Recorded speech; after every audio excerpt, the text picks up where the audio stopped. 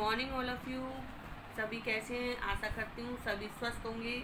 तो आज हम क्लास 10 का पहला चैप्टर हिंदी व्याकरण का शब्द पद एवं पदबंध उसके पहले पार्ट में हम आपको शब्द की परिभाषा, पद, पदबंध और पदबंध में अंतर ये हम आपको समझाएंगे।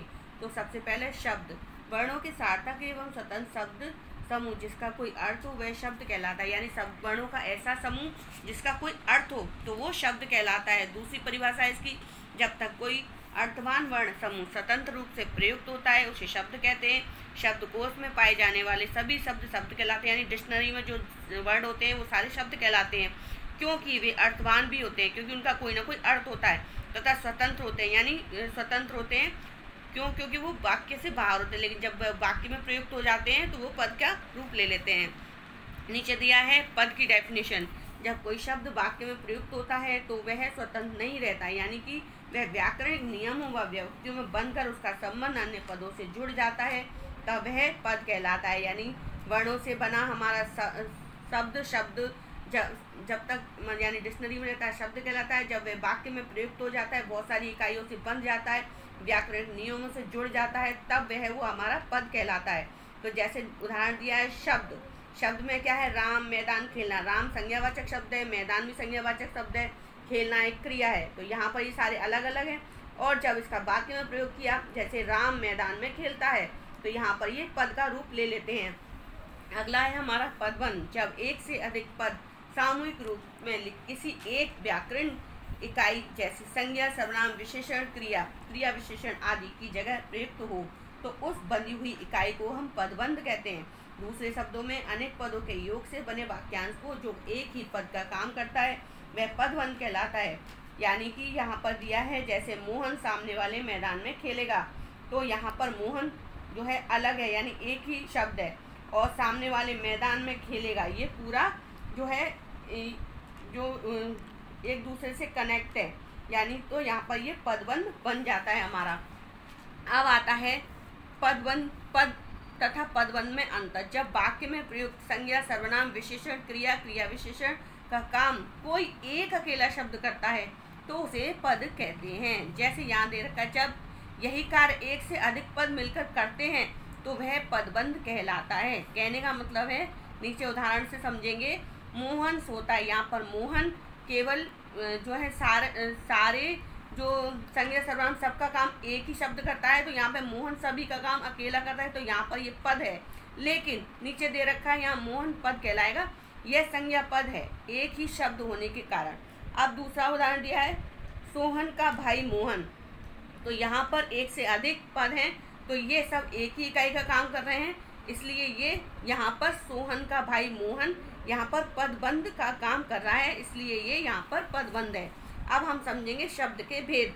शब्दों का वर्गीकरण निम्नलिखित आधारों पर किया जाता है। सबसे पहला आधार है हमारा स्रोत या इतिहास के आधार पर शब्दों के 4 भेद बताए गए हैं: तत्सम शब्द, तद्भव शब्द, देशज शब्द और आगत शब्द। तो तत्सम शब्द क्या होते हैं?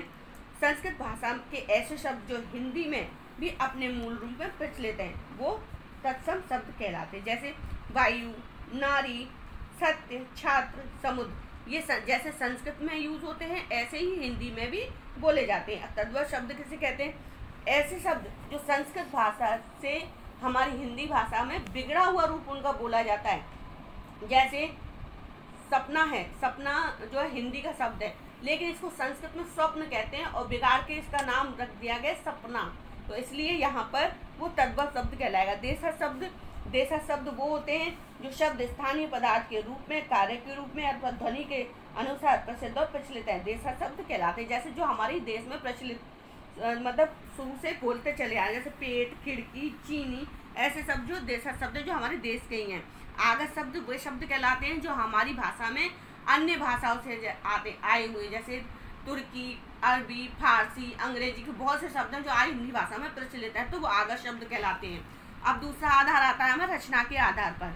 तो रचना के आधार पर शब्दों के दो भागों में विभाजित किया गया है, रूढ़ शब्द और यौगिक शब्द, यौगिक एवं योग रूढ़। तो रूढ़ शब्द क्या है?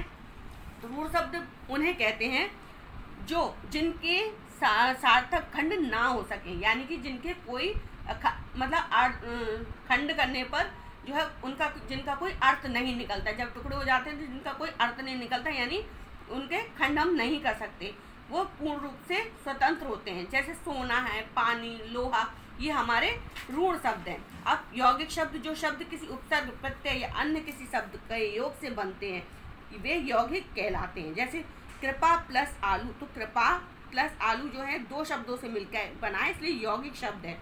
योग ऋण किसे कहेंगे? जो यौगिक शब्द किसी विशेष अर्थ में रूढ़ हो जाए, रूढ़ यानी कठोर, तो वह जो है योग ऋण कहलाता है। जैसे हिमालय, यह हिम प्लस आलय से बना है, किंतु यह एक पर्वत के लिए प्रयुक्त हुआ है, इसलिए यहाँ पर यह हमारा योग ऋण शब्द कहलाएगा।